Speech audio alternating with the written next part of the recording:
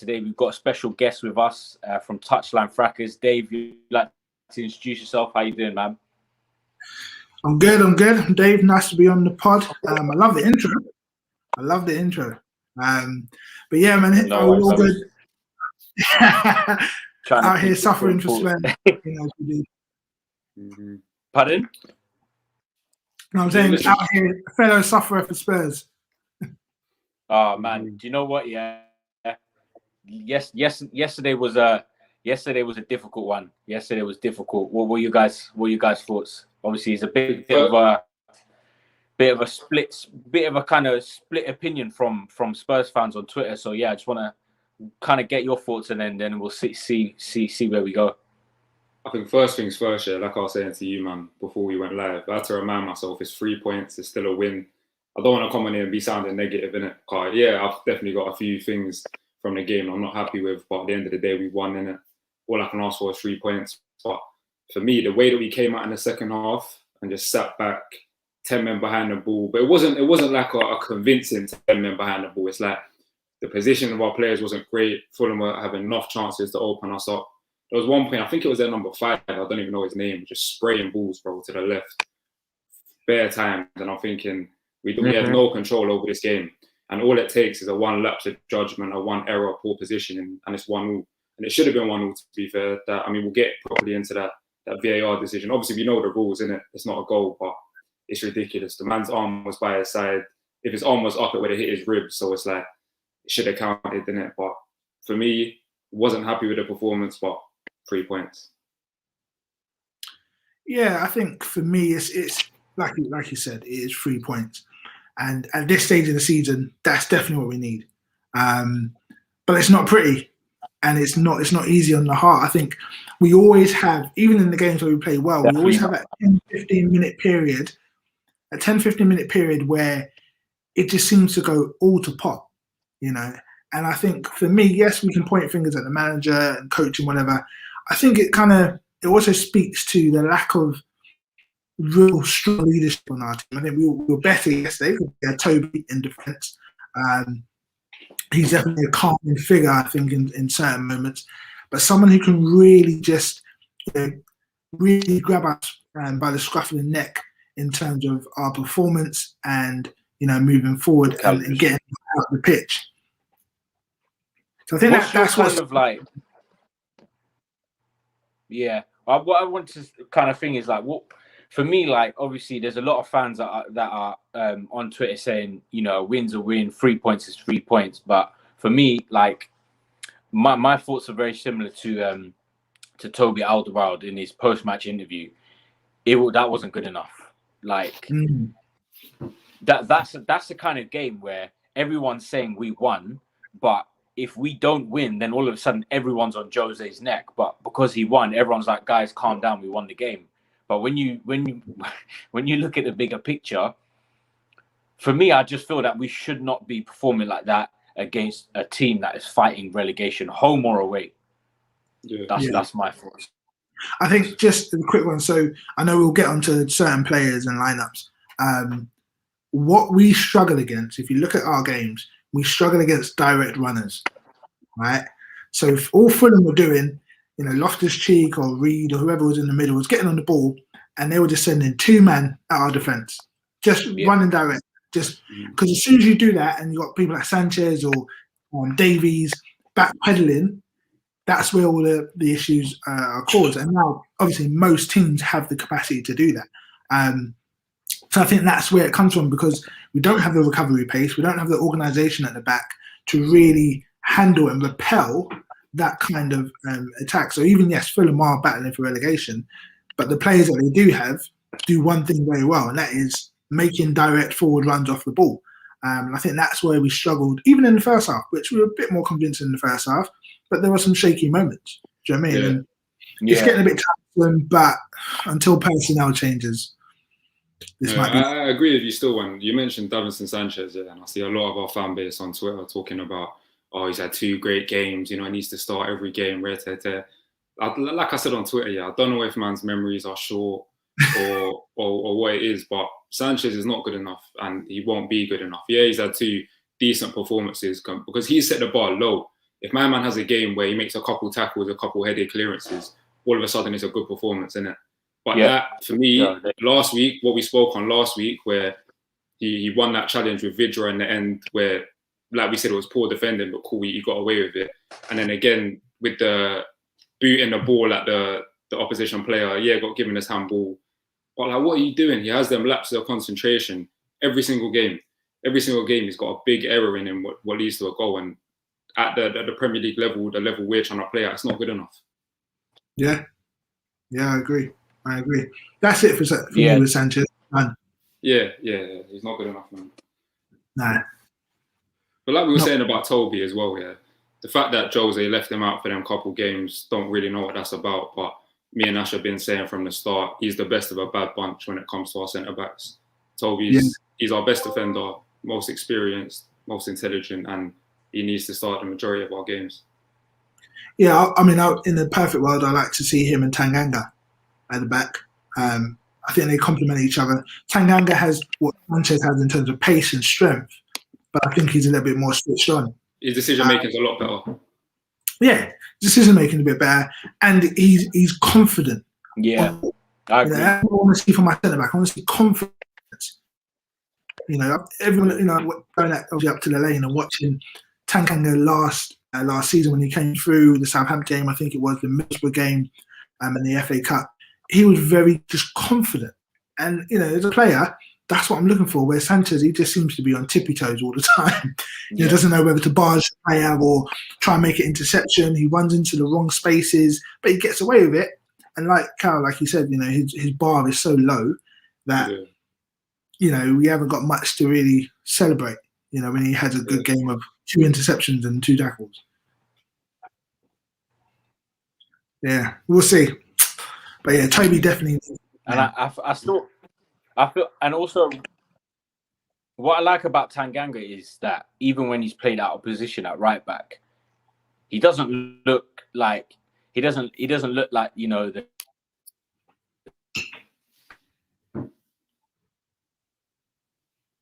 think we might have lost him briefly. Yeah, Ash has been having internet connection issues.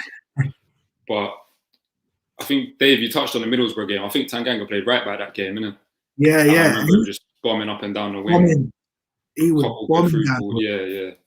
That's what I'm saying. He's adaptable to any position that he's put in across the back four. He seems like he can play anywhere. Even he's played left back before, I think against City and maybe against Liverpool. His first Premier League game with Liverpool, wasn't it? Mm-hmm. He came in and locked up Mane and Salah. Yeah.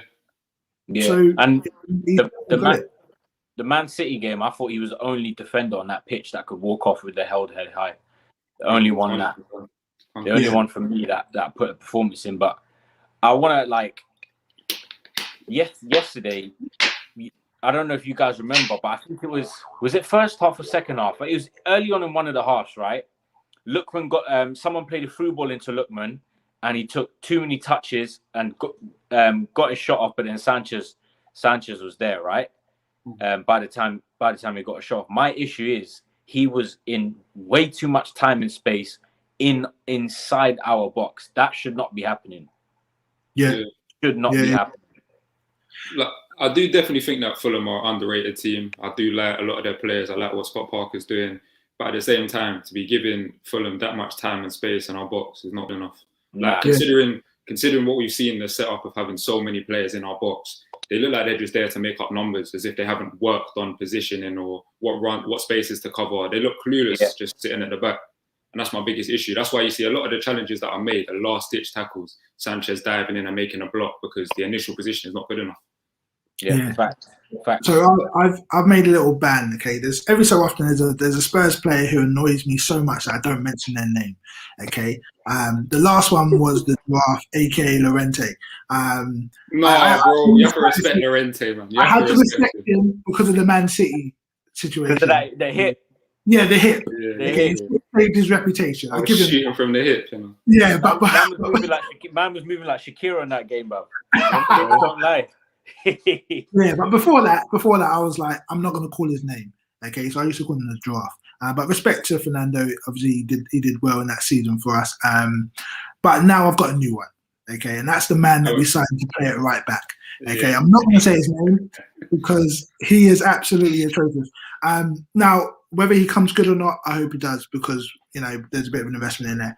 But for me, where the challenge is, he's flat-footed. Very. You mentioned, look, getting all those touches in the box. The ball comes across. There will be moments in every game where the other team, because it's the Premier League, they will get attacking options. They'll get chances. But this guy reacts so slowly. And considering that we signed him for his attacking prowess, the crosses, not good enough. There was one time where I think it was in the first half, and Bale slipped him in nicely. 1-2, boom, Bale slipped him in. And I'm thinking, just put it on a platter, even just into the space. It doesn't even have to be for a person, just put it into the space. And he ballooned it.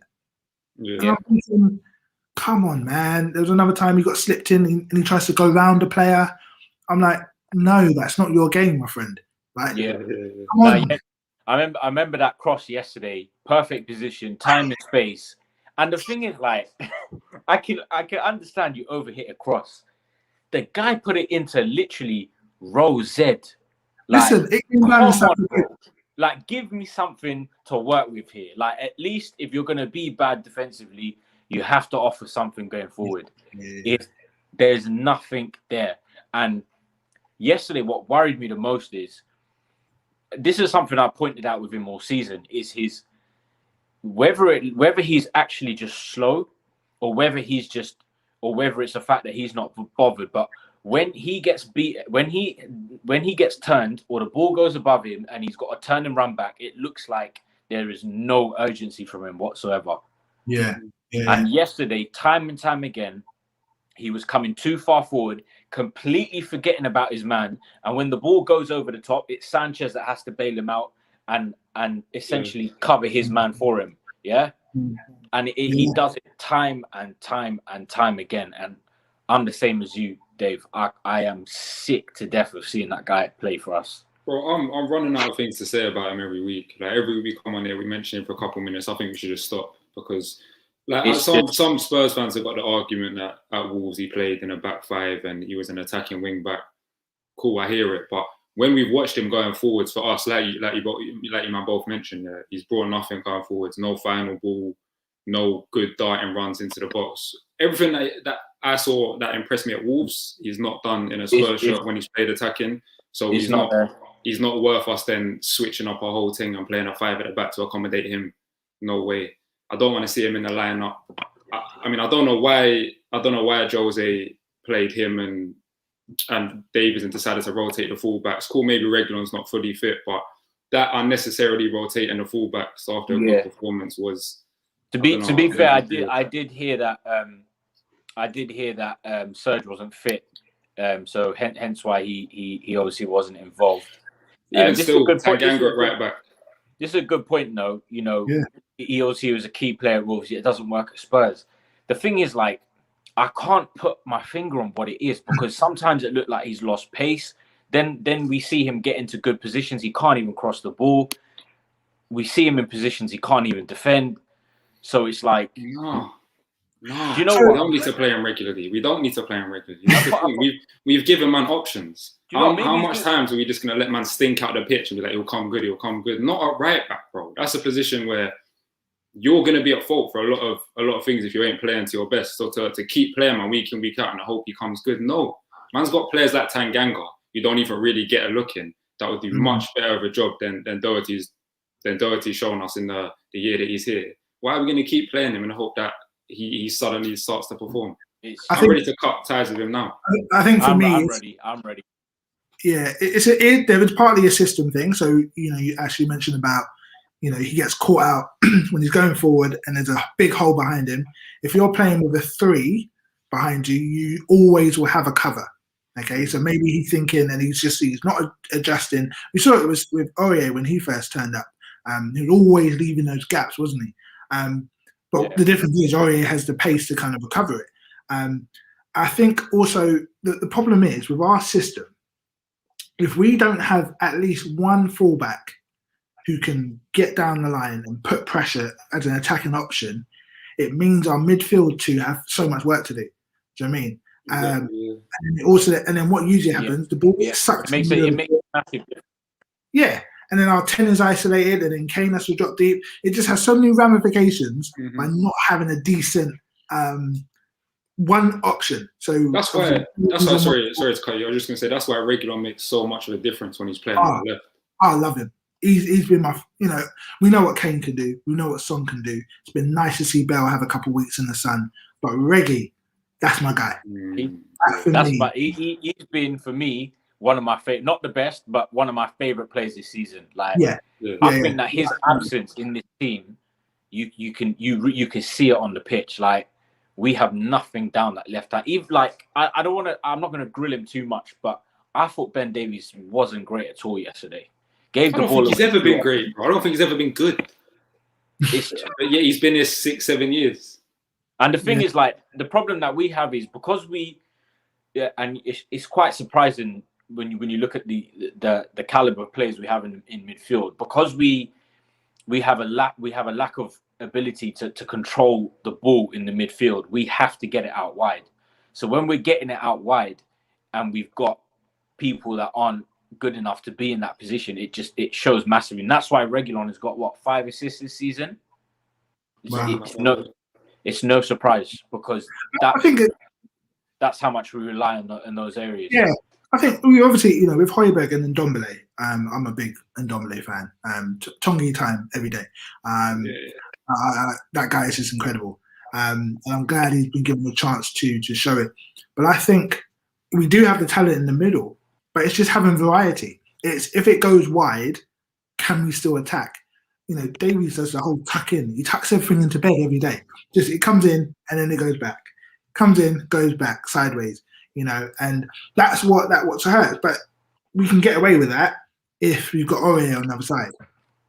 Do you know what I mean? It's just having a bit of variety, because especially against like a low block, when teams are sitting in or teams are kind of packing it, even if it's just for 10 minutes, you need to throw someone else forward as an overload. Do you know what I mean? Just to kind of tactically open up the game. So I think we're watching them two yesterday. It was tough, because now, again, like I said, it means everything has to go through the middle. Or now you got people like Sanchez trying to do a cross-field pass, and Bale's dropping real deep, which he did for the goal. He picked the ball up quite deep and started to move off. But yeah, it does affect us massively when we don't have an attacking fullback as an option. I think the last thing I'm going to say on Doherty is, some Spurs fans might think, it's harsh to give up on him at this point already. It's only been a year or so. And for me, every single player that comes through the door, I want them to do well for this club, for themselves. But for me, it's the fact that Doherty's had opportunities. He's not proved nothing. And maybe it's a subconscious bias that he's an Arsenal fan and he's about 28. Like, there's so many factors that I just think, I don't have no love for him. I don't really care about him. Of course, I want to see him do well still, because he plays for my club. I always want to do well, no matter what players are there, what managers there. I want to win games. But if we were to sell him, in summer, I'd be very happy. I would love for it.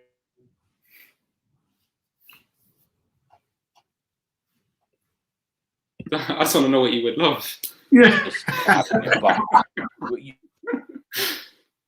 To Ndombele, I'm a big fan. I see more from him. I need to see more control in midfield. I thought yesterday he had a much better game than previous weeks. I thought yesterday he had I'd probably give him a 7 out of 10. Are we talking about Tongi? But I feel like I want to see more from him, man. I feel that he's got so much more to give. But yeah. And I don't want to say it, but I just feel like the Premier League is a lot for him, right? Because of off the work, a lot of off the ball work that you have to do in this league that you didn't have to do when you're in League One. So I just hope that he can get himself to level. That is what we need in this team right now. Højbjerg is a number 6. He's not box to box. Tanga is literally the only hope we have. I do think he's improved off the ball though. Midfielder. I feel like off the ball he has got a lot better in the last few months or so. Having Højbjerg next to him is fantastic. But if he then had a competent centre back behind him as well, then he's really got that ability just to control transitional play without having to worry as much about helping out our rubbish defenders. So what do you think? What do you think about this? Sorry, I'm cutting you. What do you think about Giovanni Lo Celso coming back in and playing in a midfield three? See, Ash knows Lo Celso's my boy, innit? That's my guy. I love him, man. But I'm a fan still. I've said before that he plays, in my eyes, he plays Tongi's role, the exact same role. I don't think they work together unless you want to play Gio in the 10 ahead of them, maybe. But from what I've seen from him so far, his final ball has been lacking a little bit. To put him in that 10 role, you would need a couple games to adjust and to show that he can really produce goals and assists from that position. But yeah, I think his best attribute is transitional play. I think he's a great ball carrier, and it's one or the other between him and Ndombele. And I like the idea of, so sometimes when Tongi gets subbed off 70th odd minute, if he's tired or whatever, our only options at the minute are Sissoko and Winks. And bringing them on to replace him negatively impact the game completely. Whereas if you then bring on Gio to replace him, like we've seen before earlier in the season, last season, it's a like-for-like replacement. The game doesn't change. If anything, we can sometimes improve because fresh legs, same position, same style. Yeah, I would like to see the three. I think as an option, no, I definitely wasn't going to say Dos Santos. I think he's somewhere perming his hair. I definitely feel like Lo Celso, I think he can play the deeper role just because, if you look at his ball recovery and his work rate, he's definitely got that. And I think he can control the middle. And I think it suits our better players like Kane and Son. And because we know the Kane-Son link-up is just legit. Kane's going to drop into that 10 position.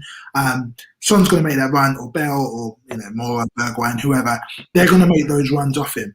Okay, so maybe if we have the three in the middle to control that part of the game, Højbjerg can then just concentrate on just defensive. Then he's got two options to moving the ball out. He's got Lo Celso, who's obviously left-footed, which helps to have a balance, and then Tongi, who can Tongi finds a pass everywhere.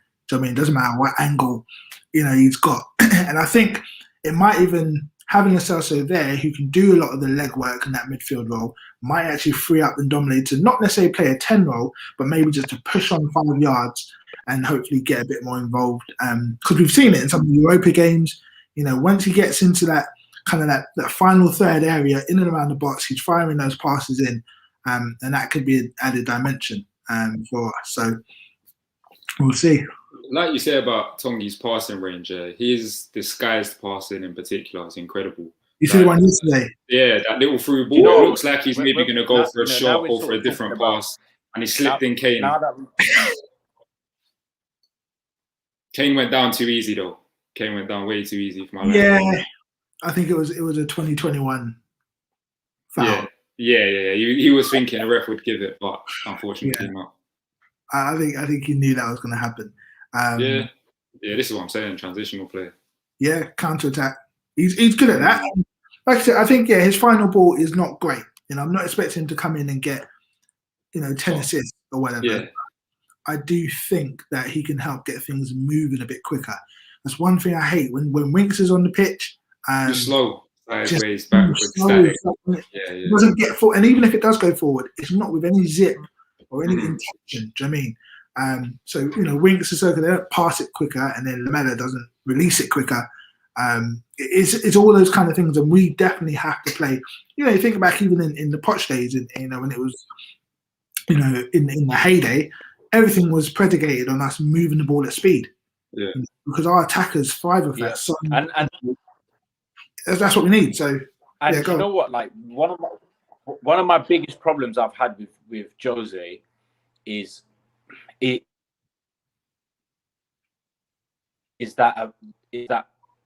kind of that instinct we had on the no one is taking more than 3 touches on the ball, and that way you can open up the opposition a lot quicker. It's just like it's very predictable when you're.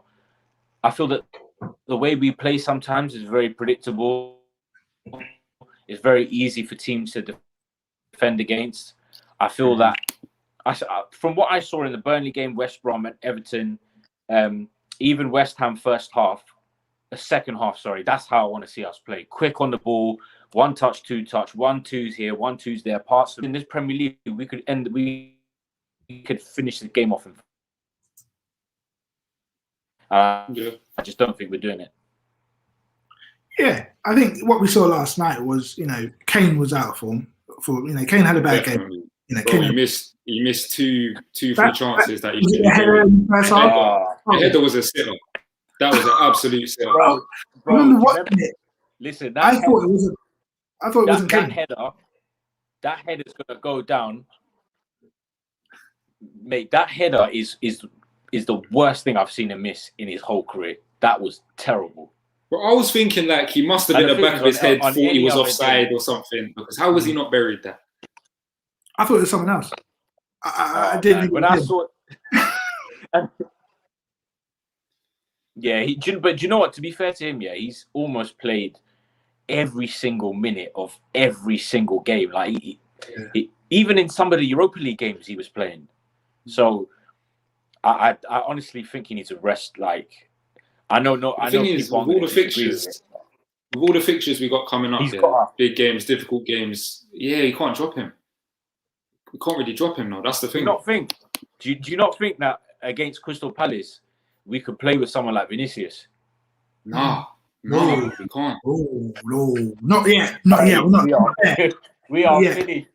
Right, okay, so let's think about it. So what are Palace at the back? Yeah, okay. Whatever you think about Crystal Palace, I watched them. Who did they play? Was it Man United? They played in the fog the other day. Yeah. One thing that they will do, they will look to dominate the air, right? I don't want to be sending in Vinicius to play in the air against them guys. I want someone who can pull them out of position, someone who can ask them a few questions, as it were. Formation-wise, tactically, do I go with him? Do I set? That's what Kane has that Vinicius doesn't. Vinicius pretty much back to the goal. He's going to stay in that one in those kind of channels. I think that's a bit easier to work against. Now, ideally, we're 3-4-0 up after 60 minutes. You take Kane off. Oh, bro, you're setting your sights high. I know. I said 3-4-0 up in 60 minutes. This ain't FIFA, fam. That's playing FIFA. I know. I believe too much sometimes. But you know what? Like Palace, like when I look at Palace, like for me, they're not much better than someone like Fulham, especially when it comes to defending. Like, there's no reason. Like, if we play the way that we played against Leeds, against West Brom, Burnley, there's no reason why we can't be 3-0 up at half time against someone like Palace. Yeah, I mean, Palace have got an aging team. I know Hodgson likes to play with like 2-3 DMs at all times. Yeah. But the fact that they've got players like Eze and Zaha who can really just make something happen, they're the type of players that we struggle against. Like, I don't know if Zaha's back, if he's going to play. I don't think that's confirmed yet. But if him and Eze are linking up, it's peak for us. But that's the thing that we're talking about in terms of the midfield is like, when we've got players like Eze running at us, we're going to struggle. We are going to struggle. Yeah, Exactly what I said. If you run direct to our defence, we'll struggle. And I think that's probably why he chose to rest Aurier and Reguilon. Because those two can probably cope a little bit better against that type of attack. So I'm hopeful they both come back into the starting lineup. That kind of helps things. I would, do we take out the 10 role and go 4-3-3? Because I think the one thing about Hodgson is they play 4-4-2, right? It's very rigid, very rigid. So I think if we create a quick bit of an overload in the middle, then we can get in. And if we get in, I think we could, we need to have our clinical, our shooting boots on. And again, Kane can't be missing them kind of headers, man. Nah, man. I know. It's a home game, right? Yes. Yeah. Oh, cool. Yeah, because I don't like Sellers Park, man. Nah, man. I don't know what it is about that ground. I never have a good feeling about Selhurst, man. With fans though, it's lit. I can't lie. Their fans are wavy. They've got got drums and You go there, it feels like a European away day. But that's why it makes you South London. more nervous when you go there. Yeah. No, I know firsthand. I live in Croydon, so I know firsthand. They're crazy. But yeah, we'll see. I mean, Zaha, Eze, they'll be a threat. But yeah, we should have enough to turn them. The thing is, with that number 10 role, yeah, I want to talk about his performance yesterday because I thought for that 60 minutes, Dele Alli was brilliant. I thought he was one of the best players on the pitch. He made more ball recoveries than any player on the pitch. Dele Alli, you know, yeah. With the last, I can't even remember the last time we could have said something like that about him. I thought energy was high. Like, I thought it was kind of harsh to take him off, but I understand it. He hasn't had a lot of game time recently. I just feel like putting on Sissoko in that situation, like, you're asking for trouble.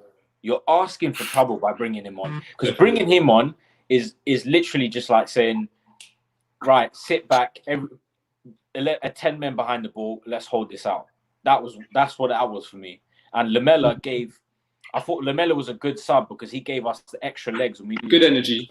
Good energy still. Yeah, good energy. And the thing is, like, when the ball goes into their half, Lamela gives us the ability to press them, and I thought we needed those legs on. But I just feel like when you talked about not wanting to say players' names, yeah, Sissoko's one of them for me. I cannot stand the geezer. I can't stand him. I can't honestly. Like, you know what? Yeah, go on. Yeah, I was saying with regards to Dele, I wanna hold off. Me personally, I wanna hold off on a praise for him a little bit because every time I've come out and said after Europa League game, whatever, yeah, Dele looks good and maybe he's what we need, he makes me look like an idiot every time. So I'm gonna hold off on the praise. This guy I'm was watching crying that out game. for Dele last game. What game was it? No, bro, it wasn't, fam. I wasn't. I said Bale should start, not Dele. But see, even with the goal, yeah, and man are gonna get onto me already, I can tell. But you see, when Bale's passed Dele the ball, first of all, the touch, shit. Rubbish touch, yeah, but it's cool. He's got it under control now. He's got two options either side of him. Yeah, he's got Son and he's got Kane. Son's movement has drawn them two defenders closer towards Son. Kane is in acres of space, and the one defender behind him is on the wrong side of him. So I'm shouting on my TV, Kane, pass it to Kane, and he's gone for Son. This guy. To be fair, like when I was seeing that, I was thinking in my head, Son, you should have hit that a lot earlier to Kane. But bro. So Son's got the ball now, yeah, and it was due to Son's individual brilliance, yeah, that he's beat a couple players, little step over, and he's passed it to Dele. Dele's flicked it now, yeah, and they've determined that it was going off target. That's why it's given his own goal. Listen, I'm not going to be here clapping up this guy. That is an absolute robbery. I want to see that. I want to see that because that's his goal, yeah. I'm being harsh, innit? I know I'm being harsh, But listen, okay, so big up Dele. When Gio comes back, yeah, we have the options where you can either bring Gio back into play alongside Højbjerg and put Ndombele as a 10, or you could put Gio there, or you could have Dele there, or like we've seen in recent games, you can have Lucas there. Yeah. Now, to be honest, I would put Lucas out wide and put Bale in the middle. See, this is the thing, yeah. I've been screaming this as well. And when you see the other day when Lucas started in the middle and Bale started on the right. When I saw before, like it showed the lineup and before the game kicked off, I'm thinking, cool, that means Bale's in the middle. That's what I thought. He started playing on the wing. So I think now that Bale actually wants to play on the wing. He doesn't want to play behind the striker. Yeah, he doesn't. Even though a lot of us think that would be his best position, but I don't think he wants to for whatever reason. I think, we don't probably need to force it now. I mean, if we get him for a second season, then I think that'd be the option because he doesn't necessarily have the gas to beat guys on the outside. I also think his IQ is still there and he can play those passes. He knows when to release it early, what Lamela and Moura don't know. To release the ball early and find the best pass. And I think it also suits him. If you've noticed, the goals that he's scored, he's drifting into these central positions and then drifting out. You can see that he's reading the game better. And I think a bit like with Ali, they both have had to work pretty hard to get back to this kind of level, both fitness-wise and also in Jose's plans. I I think with Ali, again, I'm not too quick to praise him as if he's now back to prime, 2016, 2017. But one thing that impressed me in the recent games that he's been playing with us, for us, sorry, I know it's Wolfsberger and they're not great, but the one thing I saw, and I said this in my review on our channel, was that he was now dictating the press. Yeah.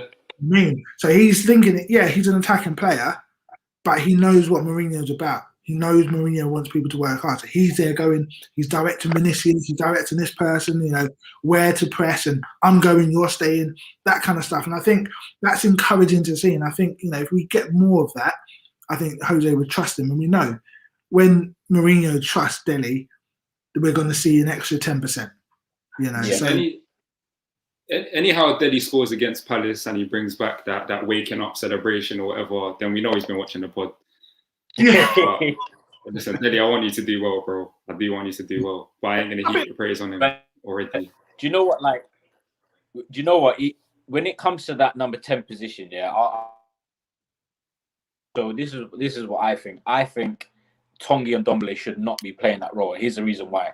Because in certain situations, right, in that role behind the striker, you have to have that natural instinct of knowing when to get in the box and make yourself as another forward and put yourself in a position to score goals. Because that's what Dele was doing, right? For me and Ndombele, as much as I like him, I don't think he as to when to get in the box at the right times. I think I think in recent games, I haven't really seen too much of Lo Celso do it. I honestly think when Lo Celso comes back, Lo Celso playing at number 10. But for example, Lucas, when he played in that position, he, for me, in terms of like getting into the box, because against West Ham, against Burnley, he was almost a second striker at times. I don't think you're ever going to see Ndombele in those positions. So for me, I think Ndombele needs to do what he does best and stay deep in the midfield and do his best to control the game from midfield. Yeah. So listen, Dele, if you are watching, it's all love, bro. All of that is all love. He's good in that second striker role, to be fair. That's where he really excelled in that 16-17 season. I think he's an incredible player, an incredible talent, and still adds a talent. Do you know what I mean? Like, he's still got areas of his game that he can work on. Yeah. His instinct is great. His feel for the ball, obviously, his feel for the game. But at the same time, and we see this with many young players coming through, they do thrive off what's around them. Yeah, 100%. We're watching Dele. He plays best when he's got an Ndombele behind him, or even go back further with Dembele, where the ball's coming to you. Do you know what I mean? Yeah. Let's be honest. When he's playing with Winks and Sissoko behind him, you're thinking, right, I'm gonna have to fight to get on the ball, and then I'm operating from deeper. Nah, man, you need him to be getting into those good positions, but quick ball. Like we've said it all the way through the show. When we move the ball quickly through the midfield into our attackers, we're dangerous. And this is still one of the best first chances. And that's my problem about Lo Celso. When you play in that number 10 position, you have to have the instinct where you have to be very quick on the ball. Like, certain times the ball comes one pass straight away.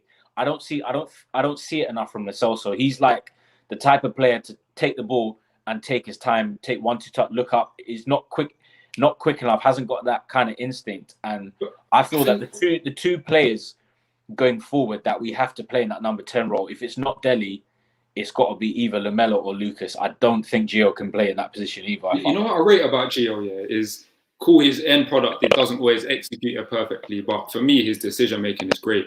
Every time I'm watching, Gio always picks out the pass that looks like the most sensible pass. I don't know about that, man, especially in the final third. I don't know. I think he doesn't always execute it, but 9 times out of 10, he'll pick what is the right pass, whether or not he pulls it off. Whereas Lucas sometimes head down, running into trouble.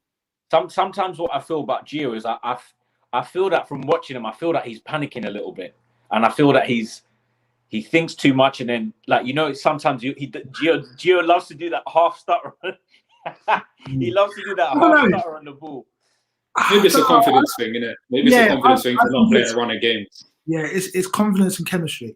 I think the confidence thing I think confidence in his own body. You know, he's come to our league and he's been battered a few times. You know, he's got some really long-term injuries. But also I think, you know, that chemistry. Yeah. You know, he needs to build out that chemistry. Like we know Son and Kane, they live in each other's heads. Do you know what I mean? Gio doesn't have that with anyone, because every time he's had a run of games, it's been when Kane's been injured, or, you know, he's had to operate in some really weird midfields and attack. Yeah, it's true. Yeah. So And to be fair, like Gio's been playing all over. He's played on the right wing some games. So This is what I was gonna. That's where I want to see him. I want to try it out there. You see how Eriksen played that right midfield role for us. Like the same role that Di Maria plays at PSG, that right midfield, but predominantly attacking, cutting on the left foot, that type of role. Yeah.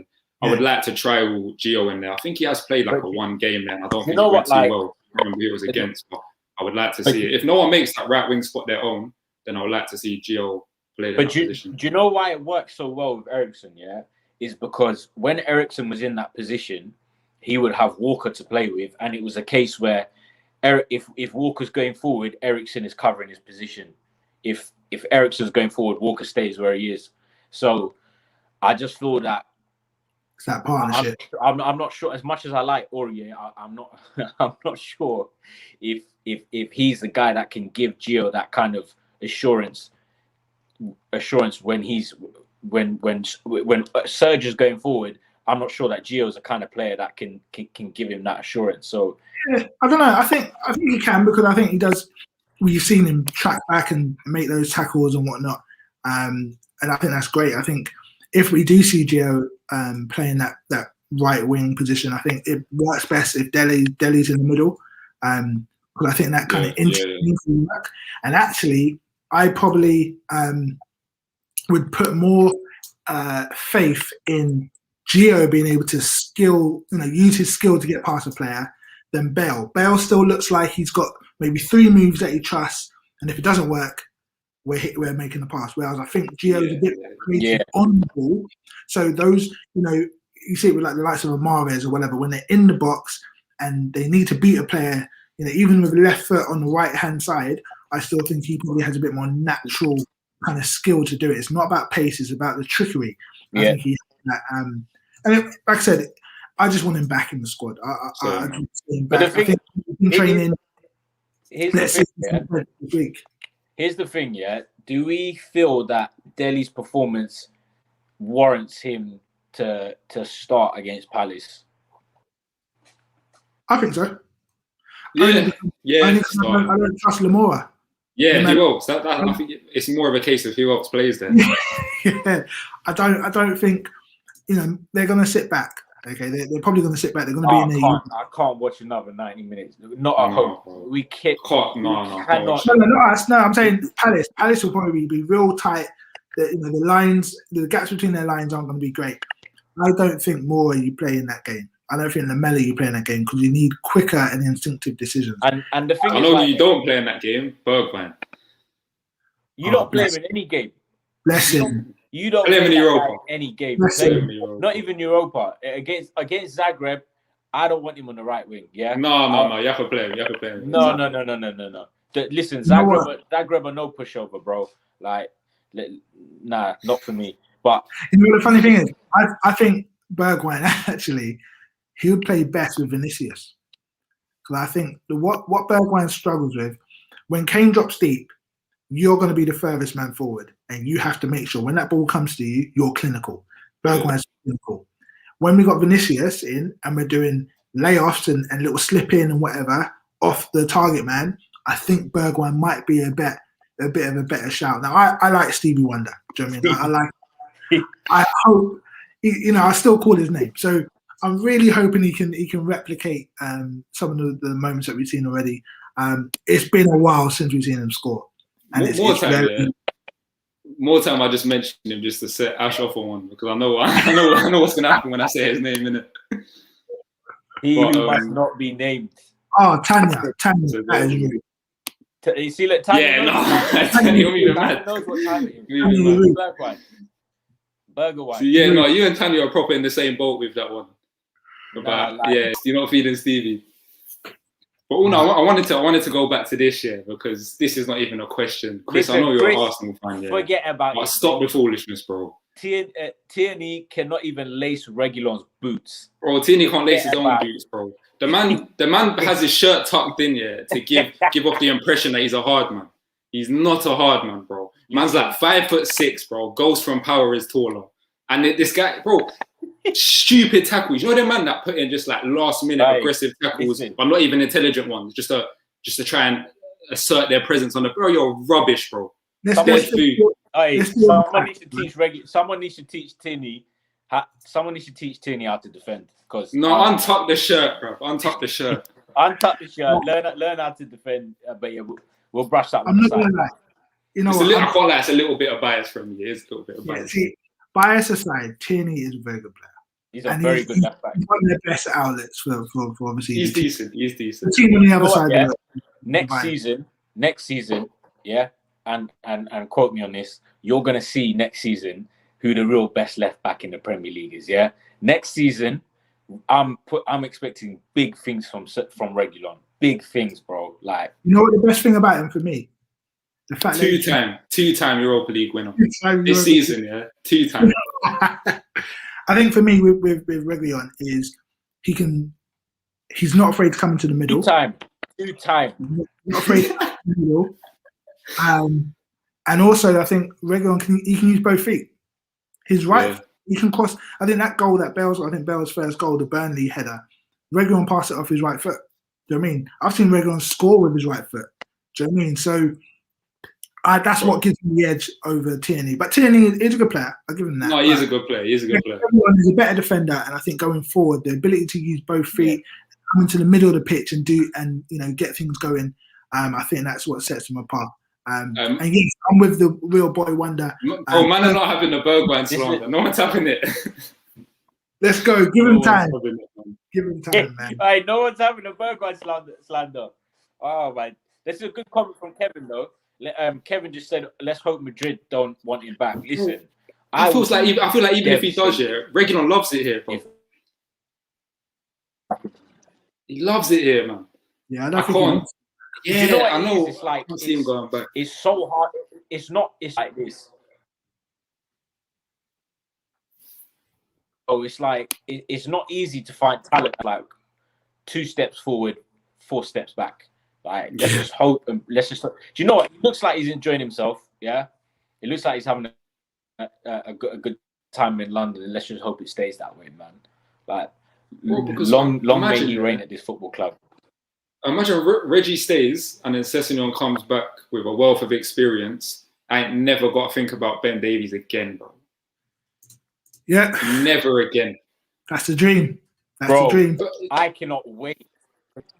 He's gonna have limited game time, man. But the thing with Reguilon, when he first came in, and even just quality players in general that come to the club, like Ndombele or whatever, when games where we've not got the results, I always think, what is my man thinking? What's Reguilon thinking? Watching us lose at home to shit teams, like what is he thinking? Yeah, I always think that. I think these times he must think in the back of his head, sunny Spain, potential Premier League, potential La Liga title. Probably not the Champions League, but maybe, you know what I mean? I was thinking that, like, I was thinking Reguilon sitting there watching us 5 games out of 6. Like, what's going through his head, right? I'm hoping that the banter off the pitch is enough. His love of London is enough. I'm hoping all them things are enough to keep him in. Yeah, I think you look at Reguilon. I think you turn around. He's got time. Reggie's got time. To go back to Spain. Give us a couple years. But I think that the way he's adapted to the Premier League has been much better than I expected. Much better. Yeah. It does take some players a while, but to come in and just play his game. Yeah, 100%. And also, speaking on defenders, like, cannot get my head around why. But I'm so glad he's back in the side now. Obviously, he's not going to play every game, and I honestly, I wouldn't be surprised if he doesn't start next game. But we need to get as much out of Toby as we can till the end of the season. Yeah. I would play him. I'd play Toby on Sunday, and then he's turned 32 now. Yeah, obviously doesn't have. Did you play him against Palace? Yeah, 100%. Yeah. And then rest him for the Europa game. Yeah, bro. Yes, this is comment about Reggie. So we got Palace. Oh yeah, nailed it on Reguilon. So talented with massive secure long term. Best lean. Yeah, 100%. I'm telling you, next year, yeah. Obviously, everyone's best left back this year is probably Lucas Digne. Next year, everyone's going to be talking about Reguilon. Trust me. Yeah, I see that, man. I see Reggie trying to all plaits on his hair and that. I might have a shouting for a house call or something. Reguilon's probably learnt that from his missus. Someone commented his missus is fit too. Listen, I ain't speaking on Reggie's gal. But big him up, man. But listen, so like looking at the Palace game now, listen, for me, we need to get back to the way we've been playing. The way we've been playing against Burnley. I don't want to see that Fulham performance again. Do you know what? When we was going into that Fulham performance, I didn't actually think we would be playing like that. I knew that Fulham would press high from the early stages, but I feel that where we let ourselves down is when teams that play like that, you've got to weather the storm for the first 5 minutes. It's going to be high press, direct runs, balls into the box. You've got to weather the storm. But I don't feel the way to kill that is you just have to have spells in the game. Maybe it's 10 minutes or 10 to 15 minutes where you just dominate the ball. You have more possession than the opposition, and it kind of it kills them down a little bit because then they're chasing the game, they're chasing the ball, and it can be quite deflating, right? I just don't feel that we did that yesterday. So I feel Palace, I need to see the exact same football we played against West Brom, same football against Burnley, take the game to them. Listen, Palace are there for the taking, 100%. Yeah. With Zaha or without Zaha, they are there for the taking. You get at that defense and they will crumble. Yeah. Well, I'm very worried about Eze and Zaha coming up against Sanchez in particular, because their type of speed and trickery is what Sanchez will struggle with. And man, that I've been praising him to the hills in the last couple of weeks, pay close attention to him in that game on the weekend, man. Yeah. Do you know what? Like, Sanchez's pace bails him out. But listen, if we see Donkey and Clown starting together again, yeah. If we see Sanchez and Dyer again, that's not going to give me any hope whatsoever. Anyhow, I see Dyer in the lineup, bro. Jose's lost it because he's dropped him for the last 2 games. I know Jose's got he's having one affair with Dyer or whatever it is, yeah. Because I feel like he's going to feel bad for the guy for not playing the last 2 games. He's just going to give him a start, which he doesn't deserve. I'm worried that Jose is going to do that. Dyer he's playing Dyer like Dyer's got his mood, and we know who they are, bro, that have put in much better performances than Dyer has, and they've been dropped. So I don't know if it's a Portuguese thing. I don't know if he's got his nudes. I don't know what is going on. He must be serenading, man, in Portuguese. He must be. Oh my God. Listen, if that's all it takes to get a start at Spurs to speak, bro, I watched City of God like 5 times. I know a couple Portuguese words in it. I'll play centre back, bro. Yeah, I'm not the tallest. I'll do a job. Yeah, I don't know. What Benteke isn't. Listen, all centre backs. We understand he's going to rotate, right? I get it. I just do not want to see a pairing of Sanchez and Dyer. So I'm happy to see Rodon. I won't mind seeing Rodon. I'd be happy to see Tanganga. I really. I would love to see Tanganga. Yeah, I think he could do a job. What was that about Benteke? Sorry. I'm saying that's all we've got in it. That's all they're 100%. And you know what? Yeah, I don't know about you guys, but I think Benteke is terrible. Yeah. Well, he's washed now. He's washed. Cool. He might score a couple of headers. Benteke is a kind of striker. Give Dyer a nightmare. Yeah. Yeah.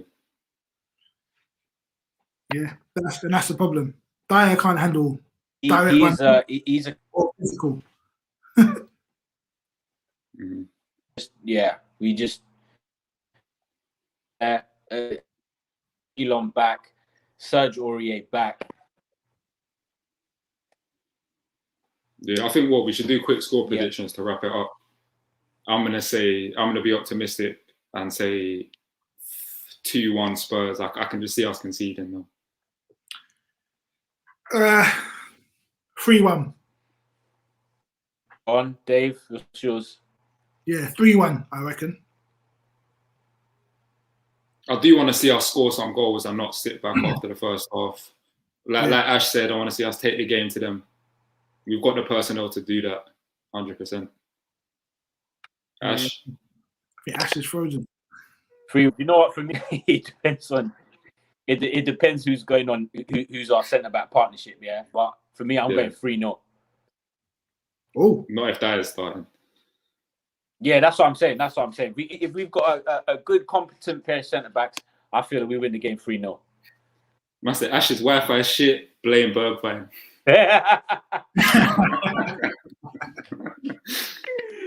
Oh my days. 6-0 to Spurs, bro. Whatever my man's smoking, I'll have some of that. Listen, do you know what? I love that positivity. Yeah.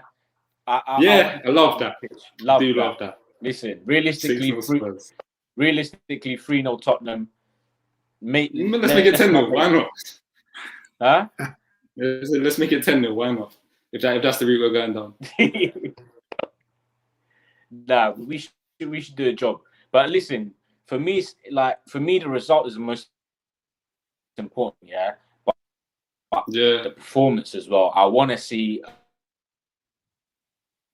all out. Big one to go into that game with as much confidence as possible. Yeah. I honestly think if we beat Palace, and we go into that game with high confidence, I look and I don't see anything there that's like scares me that much. Do you get what I'm saying? Yeah. Kind of. It's all cutting out. It's hard to decipher the full sentence. But I think he's saying he doesn't see anything in Arsenal that really intimidates him. Oh, in Arsenal? Going into the big game next week, because that's what we got next week. Oh, yeah. Nothing specifically about them, not one player, not one tactic specifically scares me. I know Saka's a baller, obviously. He can make something happen. But I'm never, in recent years, I ain't never been scared of playing against Arsenal. Bring it on. No. And I think we should, again, I mean, Ash said, 3-0? That would be 4 clean sheets in a row. Yeah, that's massive. Yeah, I don't know last time we had 4 clean sheets in a row. I didn't think we had a clean sheet last night. But I think a good, strong win. Also, it helps that our European game is at home next week. Yeah, that's big. No travelling. Rome or Prague or wherever, do you know what I mean? Where we're at home, we're gonna get it. You know, we should be able to survive that game, and then we go from there. I think that I just want to touch on this comment lastly. Winning is all that matters right now, I agree. But at the same time, if the performances aren't sustainable, then they do definitely matter. Because like we say about the Fulham game, we could have so easily, I know we didn't, so I'm not going to do up ifs and buts, but the way we played, the amount of pressure we invited, we could have so easily conceded. And we'd be sat here in a completely different mood, talking differently about the result.